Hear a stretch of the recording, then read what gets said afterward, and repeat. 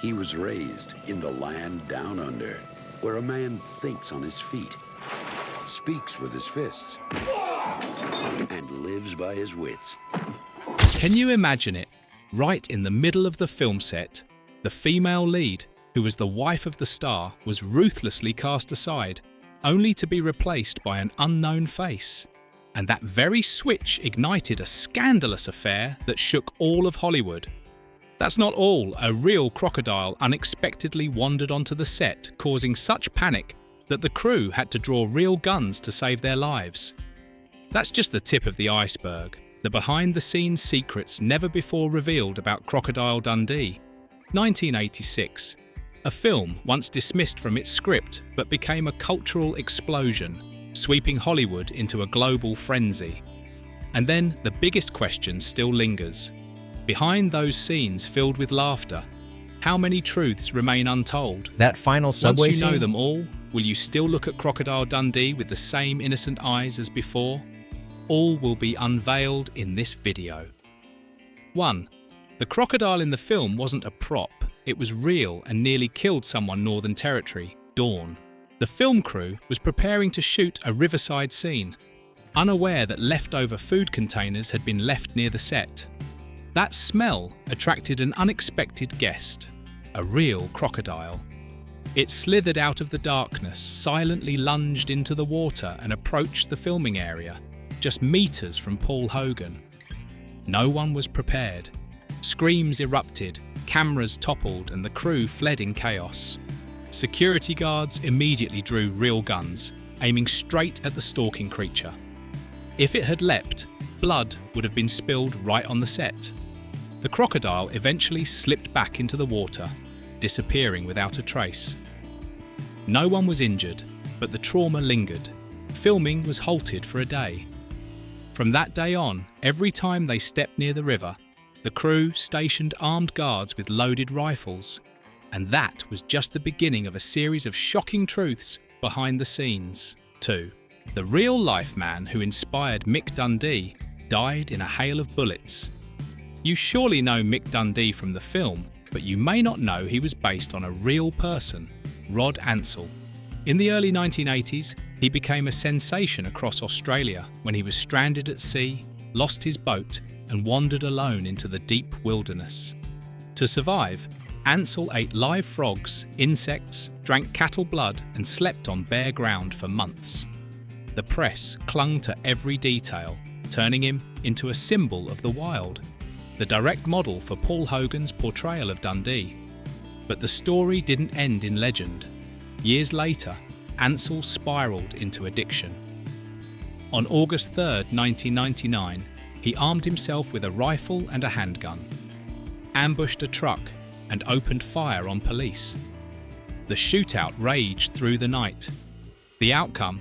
A young officer fell and Ansell died on the spot, his body riddled with bullets. And just days later, another accident even more unexpected occurred. 3. A bite that could kill, and it happened right on the set. While preparing for a scene in the grasslands, a piercing scream rang out. A camera assistant was bitten on the leg by a venomous snake while adjusting equipment near a bush. Blood gushed instantly, and the set descended into chaos. The on-site medic rushed over, injected adrenaline, bandaged the wound, and called for an emergency helicopter. The assistant was airlifted within an hour, narrowly escaping death. But the shock left a heavy toll. Several actors refused to step into tall grass again, and one scene was entirely scrapped because no one dared approach the snake-infested area. And as the fear of nature barely subsided, another scandal erupted, shaking the crew in a way no one anticipated. 4. The film exploded into a scandal over the lead star's affair. You admire Paul Hogan, don't you? So did I. But when I learned about this, I had to rethink. During filming, Hogan was a family man with a wife and children. Yet, while acting alongside Linda Kozlowski in the remote outback, under scorching heat and exhausting schedules, the two began exchanging more than just scripted glances. Rumours spread quickly within the crew, with many claiming they saw them disappear together after hours. When the film premiered, audiences marveled at the perfect chemistry of the on-screen pair. But the press smelled something else: scandal. Weeks later, the affair exploded across headlines, hounding Hogan everywhere. In the end, he divorced his wife and married Kozlowski, but that marriage remained under scrutiny, a lingering topic for decades. If that love story shook Hogan's image, how he handled the massive fortune he earned was even more staggering. 5. A multi-million-dollar star hid money in suitcases and socks. What would a star earning millions do? Buy a mansion, hire an accountant, open a bank account? Wrong. Paul Hogan chose a dangerously unbelievable method. After the film became a global phenomenon, Hogan pocketed a massive fortune. But instead of banking it, he hid cash and carried it on flights between the US and Australia. Suitcases stuffed with dollars, rolls of cash crammed into socks, even tucked into envelopes to avoid detection. A single curious customs officer could have turned Hogan into the centre of an international money laundering scandal. And that wasn't the only secret behind those iconic film frames. 6. The water buffalo hypnosis was just a camera trick. The scene where Mick Dundee raises his hand to stop a buffalo in its tracks convinced millions worldwide it was the magic of a bushman. But behind the scenes, it was a different story. The buffalo brought to the set was trained but refused to cooperate on the day of filming. Every attempt to guide it into position failed. The crew had to call a veterinarian. A sedative shot was administered, and the team waited hours for just a few seconds of the animal standing still. In that rare moment, Hogan raised his hand, held the pose, and turned a failure into an iconic scene. Audiences thought they were witnessing mystical skill. In reality, it was a few random seconds bought with a sedative. And if that scene was improvised, the truth behind the film's most famous line is even more shocking. 7. The film's most famous line, this wasn't in the script. In the original script, the alley dialogue had just a few bland lines. No punch, no weight. Paul Hogan read it and shook his head. Too dull. And he did something unexpected. He improvised. When the rival pulled a knife, Hogan coolly said, "That's not a knife, that's a knife." The crew burst out laughing and test audiences erupted in applause. A spontaneous line became a pop culture legacy, quoted, parodied, and printed on t-shirts for decades. Can you believe it? The moment that defined 1980s cinema history was never in the script. And that's not the final shock from the film's seemingly harmless scenes. 8. The crocodile skin hat wasn't a prop, it was a personal treasure. At first, I thought the crocodile skin hat was a prop, but the truth is the complete opposite. It was Paul Hogan's own hat, worn for years through dust and sweat in real life. It was worn, misshapen, and smelled so bad that the set lights reflected unevenly off it. The costume department suggested replacing it with a new, cleaner, more camera-friendly hat. Hogan refused outright. He insisted, no hat, no Dundee. So, the team had to create multiple replicas, torturing them with knives, dust and glue to mimic every scuff and crease of the original. A seemingly trivial personal item became a global cinematic icon. And if Hogan's hat was that authentic, this drama forced the entire crew to hide it forever. 9. The wife was dropped from the lead role, replaced by a future lover. Initially, the role of Sue was given to Paul Hogan's own wife. They had been together for years, building a career together, and she was the obvious choice. But when cameras rolled, the harsh truth emerged. The couple on screen had no spark. Romantic scenes felt lifeless, so awkward that the crew whispered behind their backs. In stark contrast, when Linda Kozlowski, a little-known New York stage actress, auditioned, everything changed. Her eyes, smile, and the way she stood beside Hogan were natural, magnetic, a chemistry his wife never had. The producers saw the difference immediately. The decision was swift and cold. The wife was out. Linda took her place. From there, a forbidden romance unfolded, leading to a painful marriage breakdown afterward. The secrets don't stop. Imagine the harsh conditions the female lead endured off-set. 10. The female lead lived in a tin shack in the jungle. Think a Hollywood actress would stay in a luxurious hotel during filming? No. Linda Kozlowski was thrown into a rickety tin shack in the Kakadu jungle. No electricity, no water, just a thin mattress and the incessant hum of insects surrounding her. At night, the heat from the tin roof turned the shack into an oven. Outside, crickets, frogs and mosquitoes droned relentlessly. Many nights, Linda stayed awake, drenched in sweat, waiting for dawn to step onto the set. But that exhaustion etched itself onto her face. When the cameras rolled, audiences saw a strong, raw woman, not acting, but real. And in that environment, an iconic scene was crafted from an unexpected trick. 11. Hollywood bigwigs wanted to dub Hogan's voice.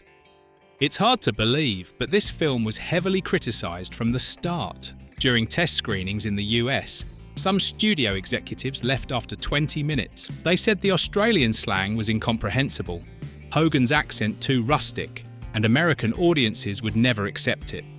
Some even suggested an unbelievable solution: hire an American actor to dub Paul Hogan's voice. If Hogan had agreed, Dundee wouldn't have been Dundee. But he fought back, refusing to compromise his thick Australian accent. Ultimately, Hogan created an international version, edited for clarity but preserving the character's soul. And that, unlike anyone quality, made the film a global phenomenon, grossing over $300 million. But he might not have done it without a mysterious figure quietly backing the project. 12. A famous rock star secretly funded the film. No contract, no binding terms, just a reckless decision. Michael Hutchence, frontman of INXS, quietly gave money to Paul Hogan to make the film. He believed this small project deserved to exist, despite no guarantee of returns. Hutchence didn't demand credit or boast about it.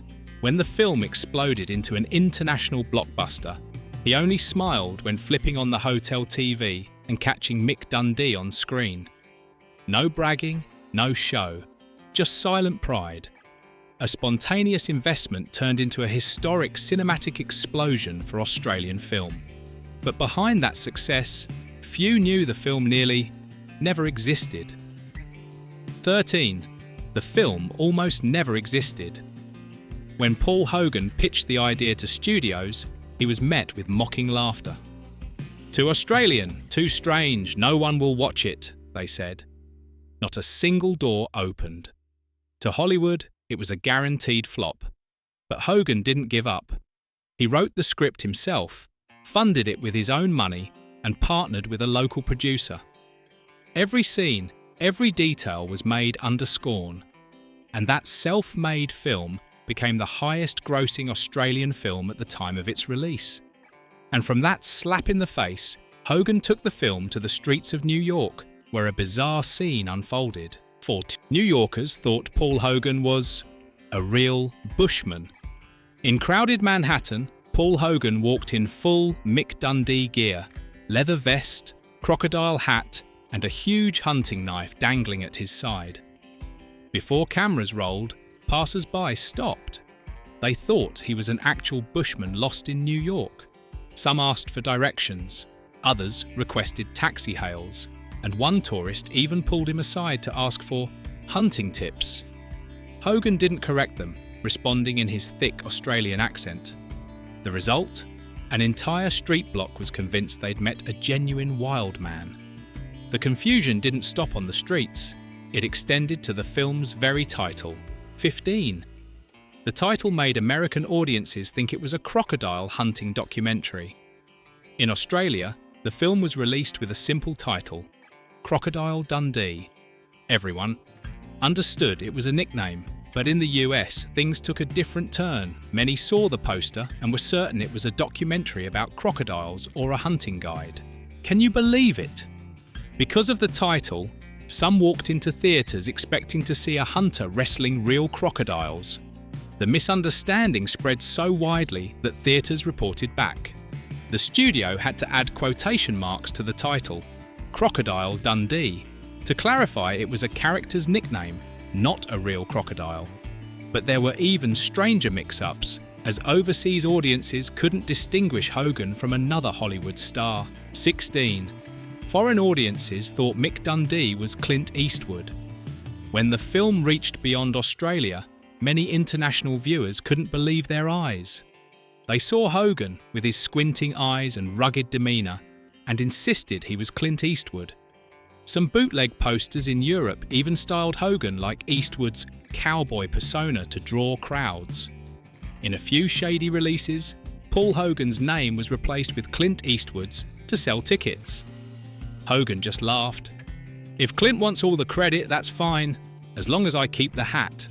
A ridiculous mix-up, but it showed the iconic power of the Dundee character. And that power forced Hollywood to edit, trim, and even alter the film's language. 17. Americans didn't see the original film because Australian slang was cut clean. Think American audiences saw the exact original film? Wrong. For the US release, over 60 Australian slang phrases were cut or replaced with easier-to-understand lines. Fair dinkum vanished. You've Got Buckley's was gone too. The result was an safe international version for American audiences to digest. But in Australia, fans saw the edited version as stripping the film's soul. To them, only the original was the true Dundee, a film dissected to suit the American market, and that language shock was just the start. Because at times, even New York police couldn't tell what was film and what was real. 18. Police thought Hogan was a thug for carrying a real knife. One day off set, Paul Hogan wandered New York in Mick Dundee's outfit. The iconic hunting knife, the character's signature weapon, still hung at his side. Passers-by were curious, but the police weren't amused. A group of officers quickly stopped him, demanding he raise his hands for a search. To them, Hogan was just a strange man carrying a dangerous weapon in a crowded street. It took several minutes of explaining and showing proof he was an actor filming a movie to defuse the tense situation. Yet, despite all the chaos, the film still exploded from a small gamble into an unbelievable box office phenomenon. 19. From a small gamble to the second highest grossing film in America, I was truly shocked to learn this film was made with a budget of just about $8.8 million. A tiny sum by Hollywood standards. No A-list stars, no extravagant effects, just a story about an Australian bushman lost in New York. It sounded like a project doomed to fail. But the unthinkable happened. Word of mouth spread, the buzz grew beyond imagination. Within months, the film climbed to the second highest grossing movie in the US in 1986, just behind Top Gun. A dismissed project became a global phenomenon, turning Paul Hogan from a local TV comedian into an international star.